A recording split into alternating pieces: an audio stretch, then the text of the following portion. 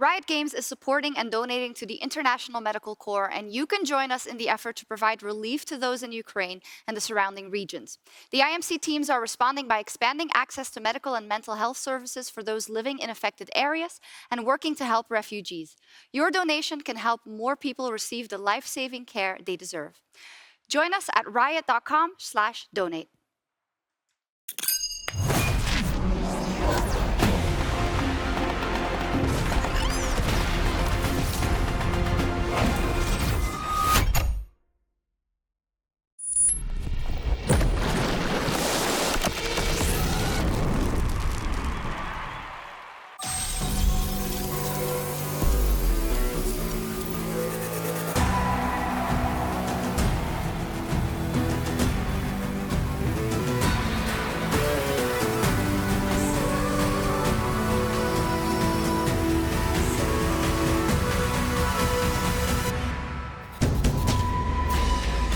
Welcome everyone to Berlin, Germany, home of the LEC and the final week of the spring regular season. We have 3 action-packed days ahead of us to decide the final 2 playoffs participants as SK is entering the stage for their first do-or-die game versus Rogue in our opening match of the day. Of course, Rogue still wants to snag that first place going into the postseason, and SK needs every single win they can get. My name is Shax, and I am joined here on the desk by Kadril and by Niski. I'm so excited that Niski's back, at least in the studio. True, I'm back, but I guess as a caster. As a caster, welcome to my life, buddy. Yeah, it's usually how it goes.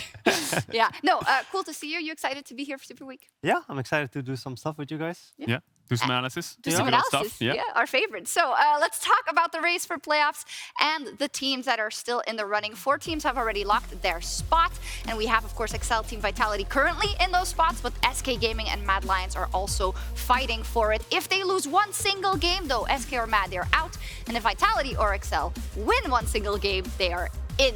So for Mad and SK, oof. It's got to be a lot of pressure, hasn't it? I mean, they're coming into the series, not only with it not in their hands whatsoever, but even then they still have to win every single game. You can see the schedules there on your screens for the Super Week. Mad Lions have Vitality, Astralis, BDS, so that first game is going to be very important for them for momentum. And then the second for SK, they've got Rogue, Excel, Misfits. These are top 5 teams. A lot of pressure on these players, Niski.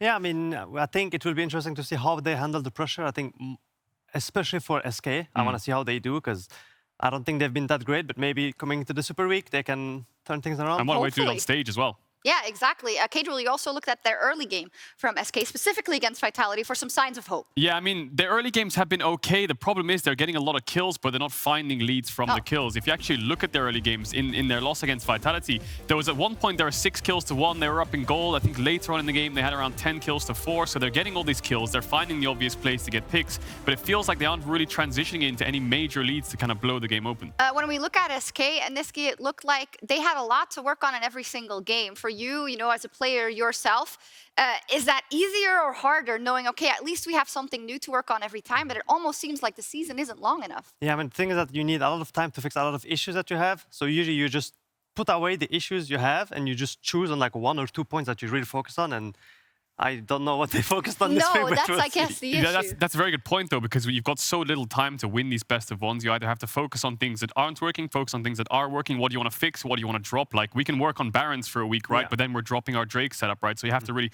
pick and choose how you kind of grow as a team. They're in a pickle. So are the Mad Lions. For Vitality, it's looking a bit more positive. They are on course, actually, to book their spot in the playoffs. Niski, what have you found of Perks on his brand new Vitality roster?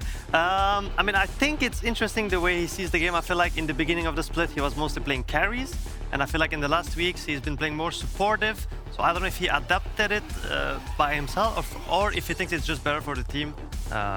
Yeah, I think it's also kind of matches their playstyle. I mean, I think Vitality probably realized, okay, we need to win these best of ones. We've been a bit inconsistent. What's a good way to do so? And Perks was like, look, I'll play supportive champions, Zillion, Galio, Ryze, Orianna TF, roam around the map or be reliable, and then we'll put our resources into Alphari. Is your gut feeling that because of that adaptation and maybe what else you've seen from them in the mid-game, they could be successful in playoffs? Yeah, I think it's always good to have like different styles coming into playoffs. I mean, I'm right now thinking about like Rogue, for example. I feel like they're like one-sided kind of team compared to Vitality, where they can execute a lot of different comps with So maybe sometimes it's good to not have the cleanest regular season, but at least try a couple of things. Sandbag it a little bit and then make a miracle run all the way through the lower brackets. Don't sandbag it as much as Matt and SK, though, or Astralis and BDS. Otherwise you're out. That's a bit too much. So then let's talk about Excel. They are so close to making playoffs for the first time ever. Kadril, you've even joined the organization, so is that a good or a bad thing? Who knows? I hope it's not a bad thing, because it's not my fault this time around, but it's kind of funny to me that they're going to make it in their 7th split, which is just, Hopefully. always 7th place. They're going to make it in their 7th split, the good old stuff. But no, the biggest question on my mind for Excel is great. We've hyped you up all these years to make playoffs. You're finally probably going to do it. Now my question is, how are you going to do in best of 5s in playoffs? Because it might be so overwhelmingly exciting for them to do it, and then they show up for one series, and then they're knocked out and gone, right? They stay an extra week in the LEC. We don't want that to happen, of course. So we'll see how Excel someone has to lose in that first round this game. When you look at kind of the theoretical top 6, if we assume that Vitality and Excel make it, what kind of chances would you give Excel? I don't want to be that guy, but I think they will probably lose in the first round. Yeah. I think they have some players that have experience, and I believe Youngbuck has a lot of experience with G2 in the past as well, so maybe they can help them, but I believe Excel will not do too great. There was an interview with Selfmade on Invin, and he was talking about playoffs, and he said there's probably 2 teams coming into the playoffs best of 5s he's not really that worried about. One of them is Misfits, and one of them is Excel.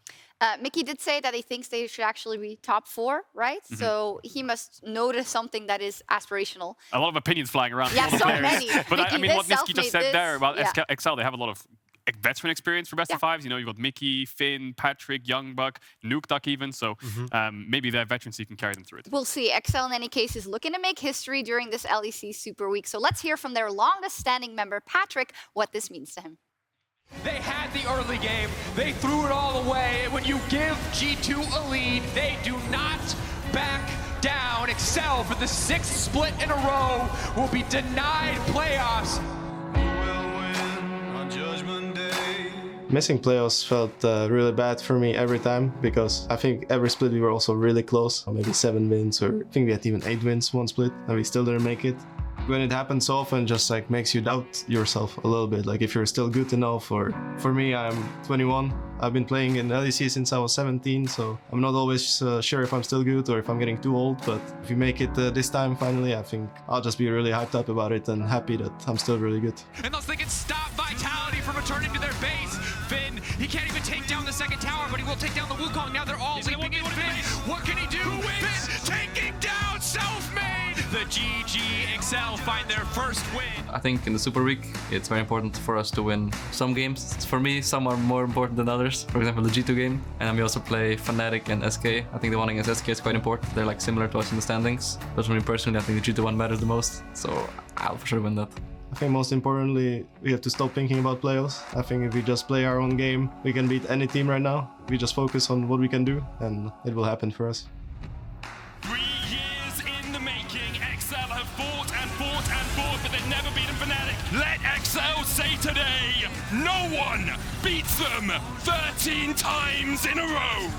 Making playoffs would be, of course, really big for me. I think everyone in this team, because it's never happened for Mark, and Finn had like a bad year. All of us in Excel, we weren't always like super successful. So I think making playoffs is just a big step forward, and I think can encourage us to realize that we're actually really, really good. I know it's not like super easy to support the team that never makes playoffs, but I will be really happy to make them proud a little bit.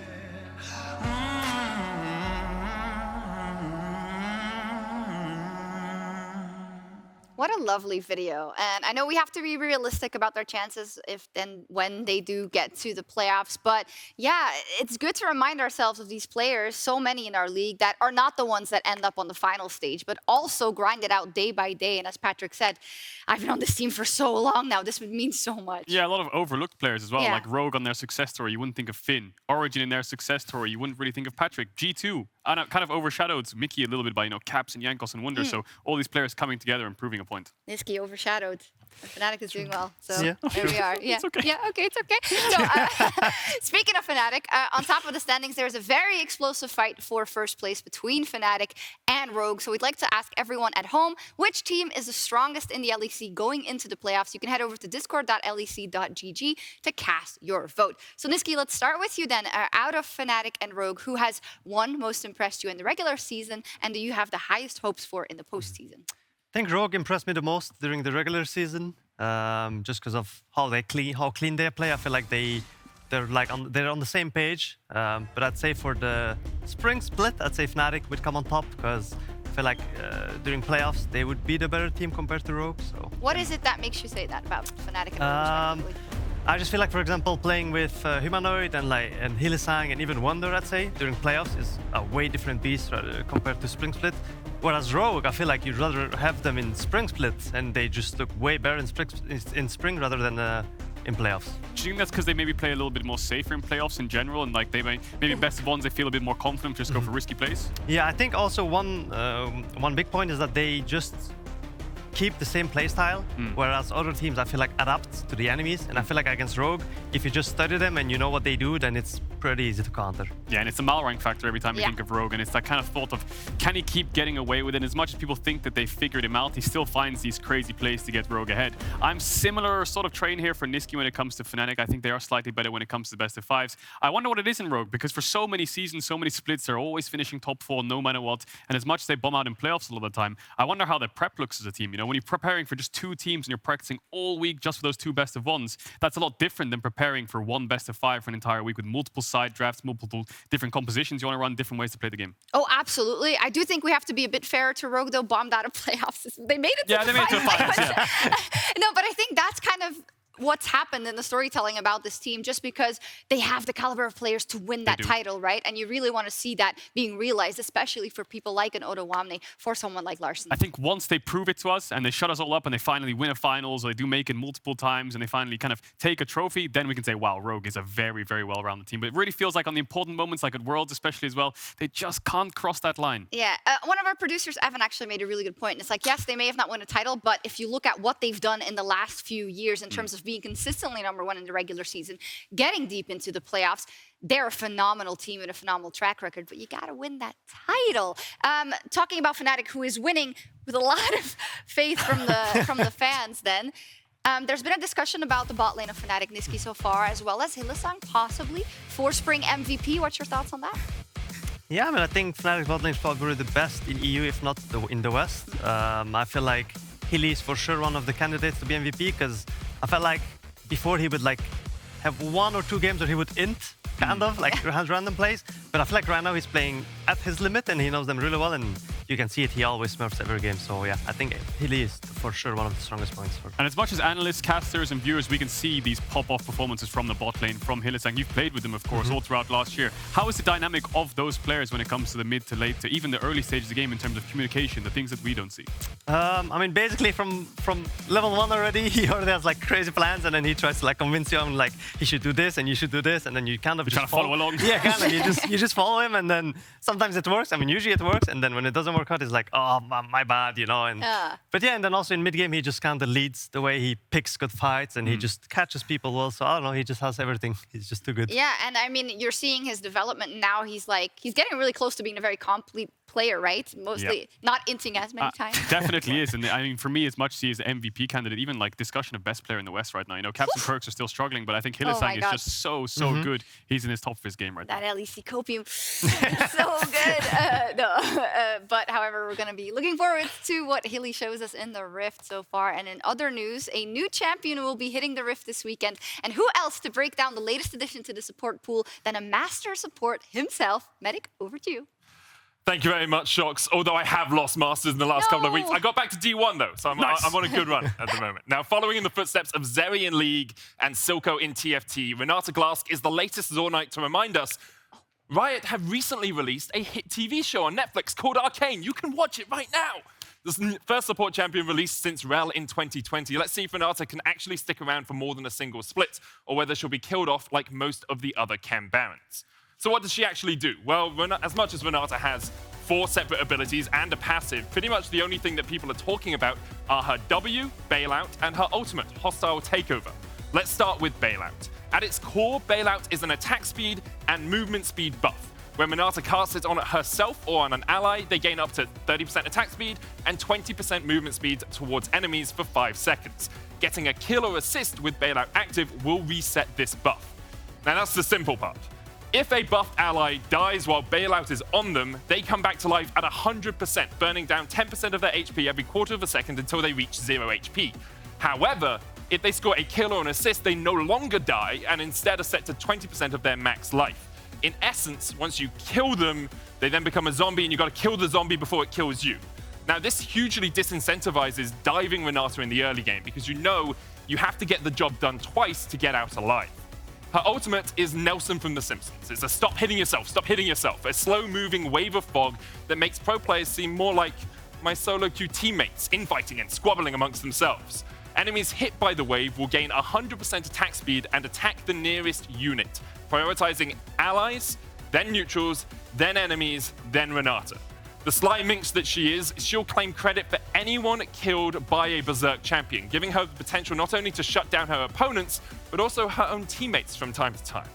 So will we see her in pro play? Well, currently, it's looking like Renata won't jump all the way to the top of pick ban lists. However, I still expect that we'll see her from time to time. One of her main weaknesses is just how damn long her cooldowns are in the early game. Her Q has a flat CD of 16 seconds, her W starts at 28, her E starts at 14 and comes down to 10. And when you compare this to other enchanters like Lulu, whose shield is on an 8-second cooldown out of the gate, you can see how she would struggle. Also, she's really weak against engaged champions. Things like Leona, Nautilus, Thresh can all shut her down because of how squishy she is. So in summary, Renata is super situational. I wouldn't be surprised if we see her, but we might not. She works well into divers, has the ability to turn around a late game teamfight, but also some key weaknesses in terms of her laning phase. It may be that our favorite 2D waifu stays on the screen for a while and not on Summoner's Rift. Back to you, Shox. Thank you very much, Medic. I think if anyone can make Renata work, it's probably you, okay? So we're looking forward to your streams. In any case, the kit is really awesome, but I think Medic made a good point there. It is tricky. Like, you gotta get through that laning phase, and then once you get going, it can be oppressive. Yeah, but small thing. Me and Niski were just talking about it backstage. Poke champions, not very good for Renata. no. All right, so we'll see if it comes out this week. But now, Ash, you already saw something equally as questionable as Renata's friendly fire ultimate, or certain gameplay moments from last weekend, which we want to review in this edition of Wait, That's Illegal with Kadril and Niski and Shox. Anyways, so first up, let's take a look at this clip from Rogue vs. XL last week. Malrung, who spent 2 minutes in the bot lane, eventually getting off the gank Kadril. Okay, so let's have a look at this play. XL do spot him and push him out of bot, but bot wave's bouncing into XL. So he's going to be there to cover it. Correct me if I'm wrong, Niski? Yes. Basically, he covers his bot lane and then he might look for a dive if it's possible. Yeah, so the bot lane takes a really heavy trade, and then Malrang was recalling. He was like, hang on a second, they took a really big trade. Maybe we can look for a dive. And as much as this dive did work, I feel like Markoon should have stayed around his bot, maybe to punish the enemy team from that bot wave coming into them. So as much as I want to say that's illegal, I think that's pretty legal, Niski, right? Yeah, it's pretty legal. I mean, they played it pretty good as well. Maybe also the fact that enemy team was like, okay, there is no way enemy jungler stays this for like 2 minutes, right? Then Yeah. Surely but not, then he right? stayed, and And that's the interesting thing about Rogue. You can't track Malrang. It's very difficult to do so, but like he's in bot lane for 2 minutes, but you don't see him in bot lane for 2 minutes. You just saw him briefly at his gromp and then he was gone. So maybe mid lane scared, top lane scared, boom, he's diving. Imagine you load into a game, Niski, and the jungler in the solo queue is just hanging around bot lane for 2 minutes whilst you're getting dove. What's... yeah, that is not very fun. Or That's he's in mid illegal. lane taking all your XP. Oh no, please. No, I don't want to see that, That's please. definitely very, very illegal. The next case we want to look at is Misfits. Their huge comeback for G2. I don't think we need to remind anyone of this. 13.5k gold, Niski. How did this happen? I think G2 just wanted to have fun till they realized that they had too much fun and then they were starting to lose the game. And yeah, I don't know. They were getting outscaled this game as well, which didn't help. But I mean, they should have definitely closed this game. So you're telling me fun is lose? Yeah, Fun is lose. Yeah, no, as soon as they lost this fight, they got ace, they lost Baron, and from there it felt like the momentum kind of shifted into Misfits' favor. But when you're ahead, sometimes you feel like you can still take fights. Yeah, I mean, basically, when you're ahead, usually you have if you have a bit of fun and then someone makes a mistake, you try to help the person that made the mistake, but then you make even more mistakes yourself, and then that's when it snowballs and it never stops. Sunken cost fallacy. Everyone's just falling over each other constantly. Yeah, I'm going to give him one more kill. All right, cool. We'll just give him one more kill. I'm sure nothing will happen. Crazy, crazy game. And the final file on the docket is the Winions ending the game for Vitality versus SK. Imagine being Vitality, a super team with the best brains in League worldwide, but you know, this happens instead of you finishing. Maybe they knew it would happen, so yeah. that's why they took the extended bot fight so that the minions could end. No, but SK were chasing in bot. They found a good team fight, but this has got to be one of the worst feelings in the entire game, Niski, right? Yeah, just watching your base and you're like, okay, guys, I think we're losing, and then you look and you're like, okay, we lost, and then you don't really know what to say, you know, so... Yeah. Like, even they didn't know what was going on. They have no... It's one of those things, SK win the fight, and then you're like, oh, damn it, maybe we're throwing? Oh, wait, the minion just ended. I've not often seen Selfmade or Alfari laugh that much, period. Like, it's... Emotions are flowing. Yeah, thanks SK for that boost for our...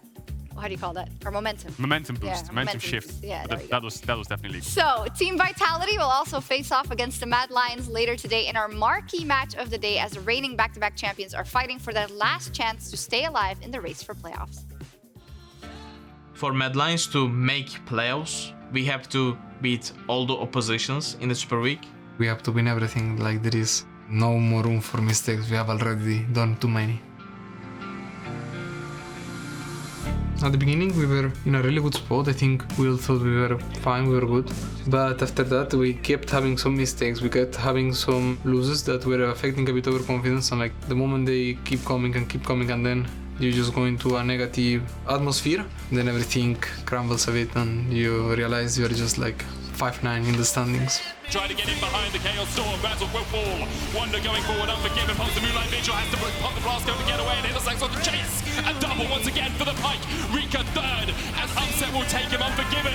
Number 4, Fnatic are done with this game. Not making playoffs after winning LEC back-to-back would be embarrassment for us.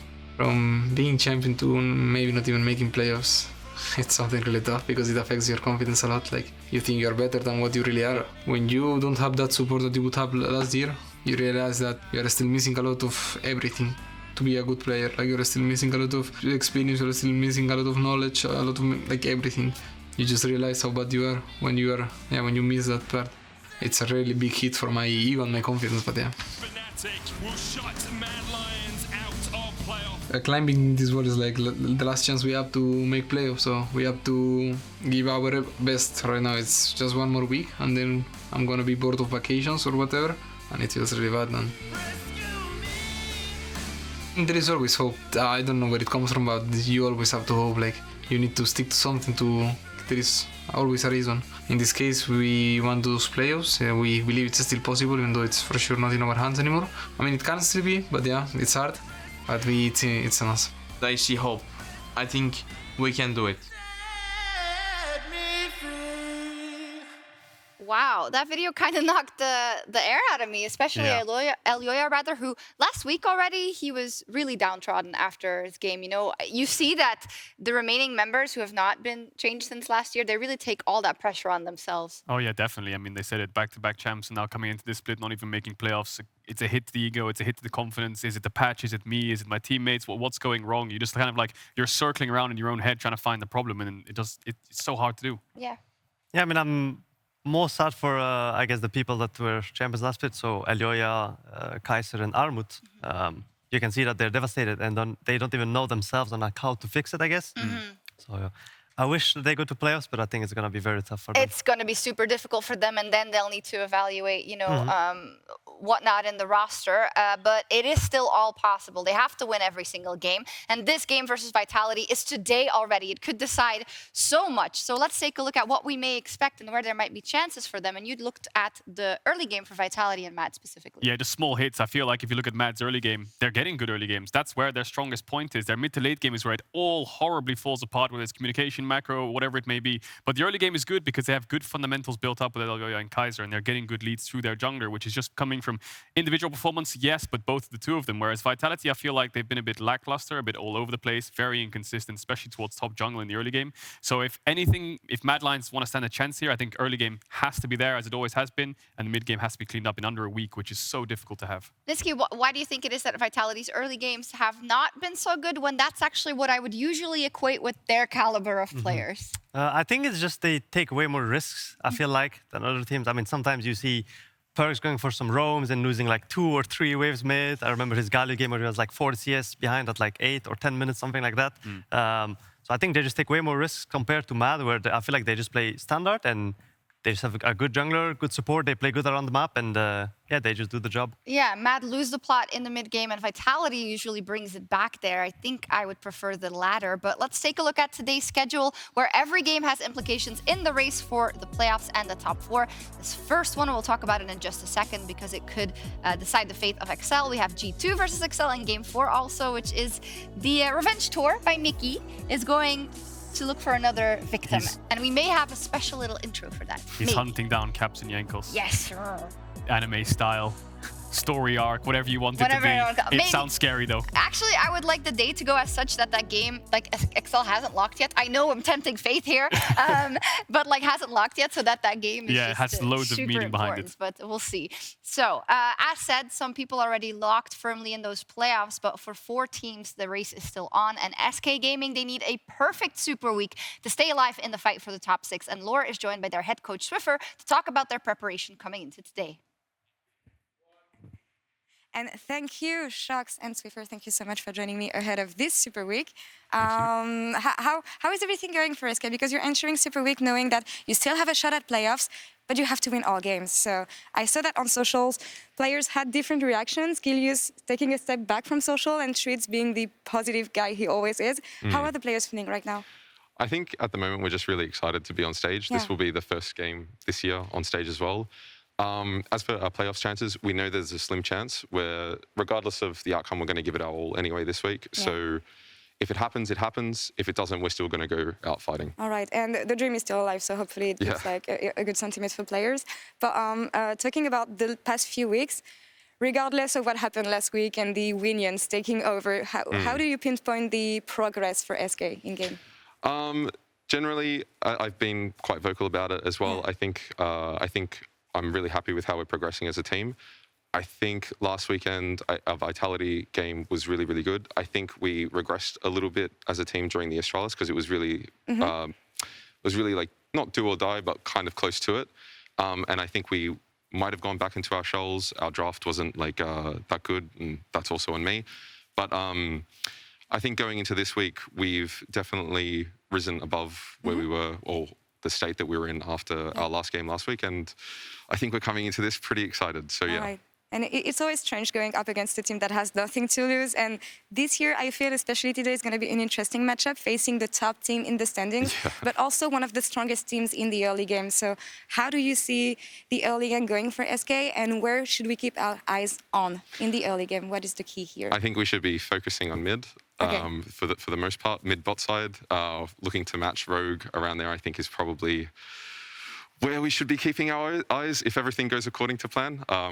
But I think as well, they're such a strong team, very, very few weak points. I think I will be really, really happy if everything comes out into the mid to late game relatively even. Well, maybe a few words on the jungle matchup. We know that Gilius has been rising in what he's able to propose for SK. And then on the other side, you have Malrank, who's been shining all split long. Any points on this matchup, maybe? I think both junglers look a lot to play around their lanes rather than their laners playing for them. I think that's going to be really, really interesting, and it's either going to be an absolute bloodbath early, or I think they'll just be like ships in the night. So we'll see. Well, super interesting. Thank you so much, Swiffer, for these insights. Good luck against Rogue today, and Shox, back to you. Thank you very much. Lovely to hear from Swiffer, who hasn't had an easy task, I would say, with SK. We've heard from him several times throughout the season, but now this is where it all has to pay off. Talking about the jungle matchup, ships in the night, or it's going to be a bloodbath. I think we would like it to be a bloodbath, Niski. So what is kind of the task list for Gilius, knowing that Malrang likes to play around his lanes? I think for SK to win this game against Rogue, I believe they have to like either cheese or like just take a pocket pick, just try something. I think if they play standard, they would most likely lose. So yeah, I hope that they cheese and they try something at least. Well, they're going to have to pull it out because they need 3 wins to be able to have a chance. And if they do win, then XL, of course, locks into the playoffs. If Rogue win, I believe, right? If Rogue win, XL locks. You had one draft game. Just all over the place there. But actually, just speaking about what Niski said, I actually think if you look at their games, their wins over the course of the split, they've only beaten one team in the top 6, and it was G2. And the comp that they played to do so was a very heavy scaling comp, very safe, playing things like Orianna Jinx. That was the only time they actually managed to find a win in a game where I'm not going to give you any kind of pressure on the map. I'm just going to chill, hope it's even by mid to late game, and if it is, that's when I'll start to take over. But things like cheese picks can always work. If you practice something into a certain matchup throughout the week and you're confident that it works into a meta pick, then that's where you can throw teams off guard. Kind of different scale, I'll take it to, but European teams succeed in international events when maybe the LCK or the LPM is stronger, but when you throw something at them that they've never seen before, that's when they struggle. So maybe some kind of cheese pick could work, but standard seemed to work as well against the top teams. Yeah, they just need to have a good game plan, and what happened early on in the season often is they would never get to the mid game because they would get blown out by the enemy team. So hopefully they have a stable early game against Rogue. Here are the games that they were able to pick up this season so far. We're also going to cover the picks and bans, and just to set the stakes, because Cadril fudged it a little bit. So if Rogue win, that means that Excel is in the playoffs, and SK would be out because they have to win every single game. So Excel fans are probably watching this game. So as we theorize about the picks and bans just a little bit, Renata, I've seen it picked up around the world, sometimes like one time in the LPL. Picked once in the LPL by LGD, I think, and they were ahead, but they lost the game. They lost the game, and I don't think we've seen it. No, I don't think it's been enabled. I don't know if it's been enabled or not, but I haven't seen it all in any else. The only competitive pro game, I think, was that one game. But I think Medic did a fantastic breakdown. We were talking about it backstage a little bit, how the champ is very good into melee champions. Champions that are very close to you and they want to go in. We'll talk about it more as we get into these picks and bans. Game 1, SK versus Rogue.